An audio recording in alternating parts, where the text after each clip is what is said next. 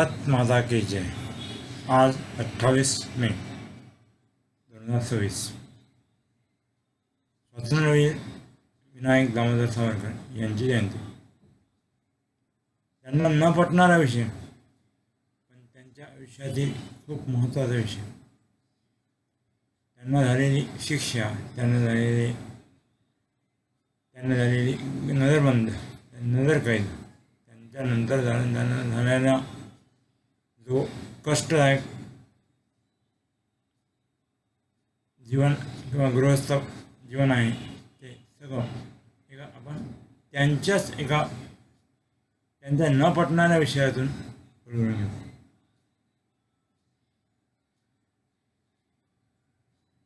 स्वातंत्र्यवीरांचा जन्म 28 मे 1883.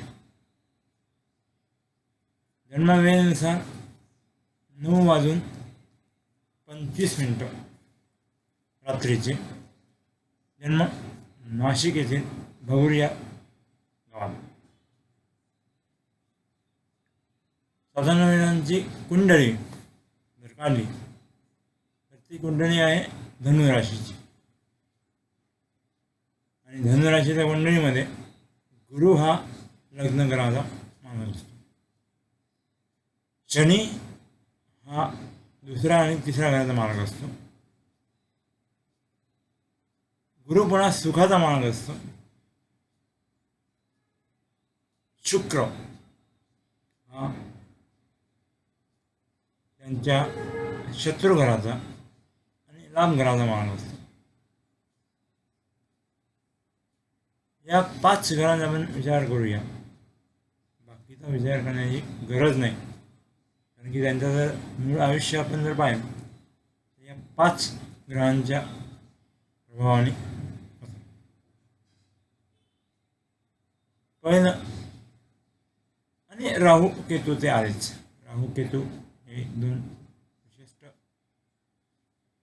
न दिसणारे असे पॉईंट आहेत, न दिसणारे असे ग्रह आहेत ज्यांच्यामध्ये ग्रहण आणि ते फिरतात म्हणून त्यांना ग्रह म्हणतो. राहू हा त्यांच्या लाभस्थानी बसलेला होता आणि केतू हा त्यांच्या शिक्षणस्थानी बसला होता.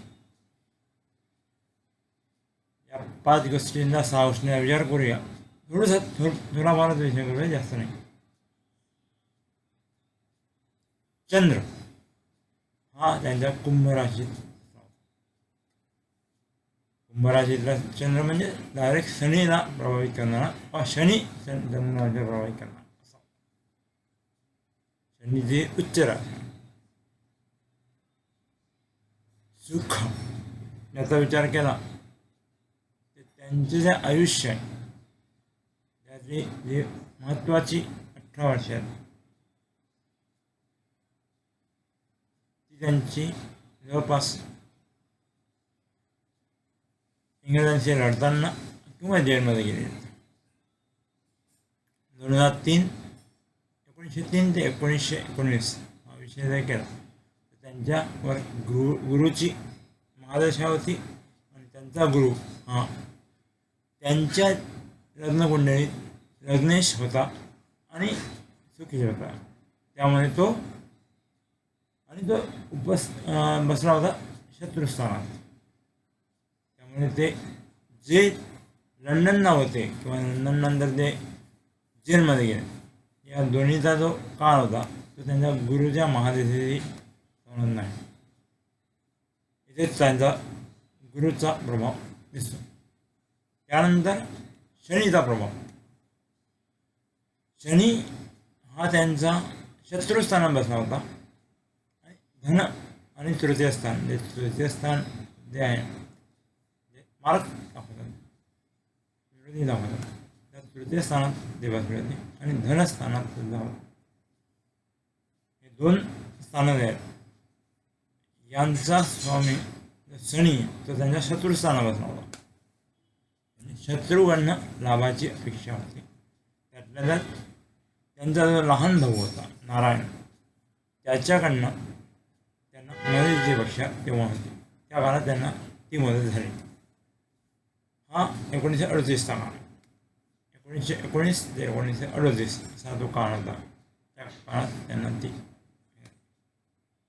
त्यानंतर बुध.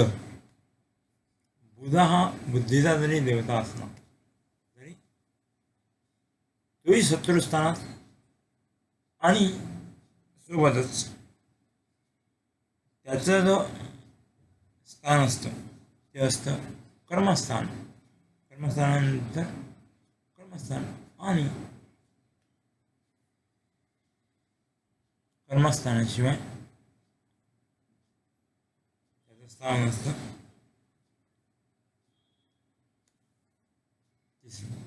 म्हणजे त्यांचं सप्तमे स्थान. तो बुध त्यांच्या सप्तम स्थानी बसला होता.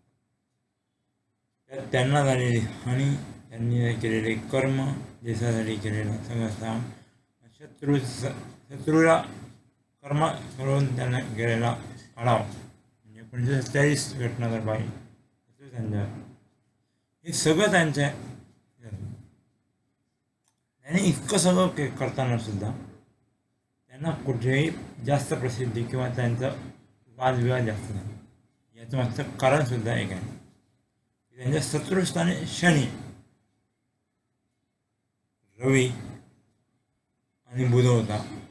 जो रवी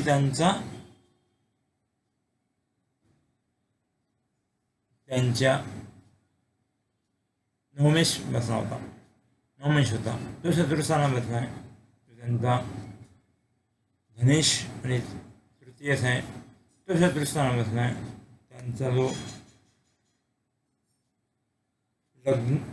सप्तमेश आणि कर्मेश होता तो त्यांचा तृतीय स्थानात बसला होता, शत्रुस्थानात बसला होता. या सगळ्यांच्यामुळे त्यांच्या कुंडलीवर प्रभाव पडला. आणि या तीनच ग्रहांची तेव्हा त्यांना महादशा होती. या तीनच ग्रहांच्या महादशेमध्ये त्यांचा सगळा विषय आला. गुरु हा त्यांच्या सप्तमेश होता, सप्तम स्थानात बसला होता. पण तो त्यांचा सुखेश आणि लग्नेश असल्याने त्यांना विपरीत काळ त्या मार्गात गेला. घरापासून दूर त्यांचा विषय झाला. त्यांना घराची स्थिती मिळाली नाही हा एक मोठा विषय. त्यानंतर शनी त्यांचा आहे, त्यांचा तृतीय आणि धनेश जो शनी होता तो त्यांच्या शत्रुस्थानात होता. या सगळ्यांचा विचार करता त्यांचं झालेलं खर्च जीवन आणि त्यानंतर त्यांचं आयुष्य हा सगळा विचार केला. जरी ते हे सगळं मानत नसेल तरी त्यांच्या कुंडलीने त्यांच्या पूर्ण जीवनावर खूप प्रभाव पाडला होता. त्या प्रभावामुळेच त्यांचं जरी जीवन खूप बिघडत गेलं तरी त्यांनी दाखवलेला प्रभाव हा त्यांच्या अन्यायांसाठी नंतर देशासाठी खूप चांगला होता. या सगळ्या गोष्टीचा विचार करूनच मी माझं 5 मिनिटाचा 10 मिनिटाचा व्हिडिओ संपवतो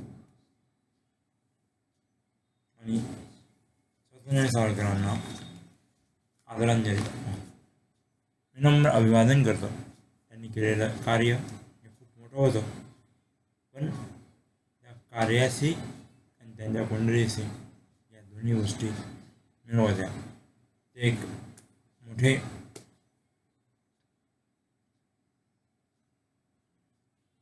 वैज्ञानिक होते, विज्ञानिष्ठ होते. पण विज्ञानासोबत कुंडलीसुद्धा त्यांची खूप जबरदस्त होती.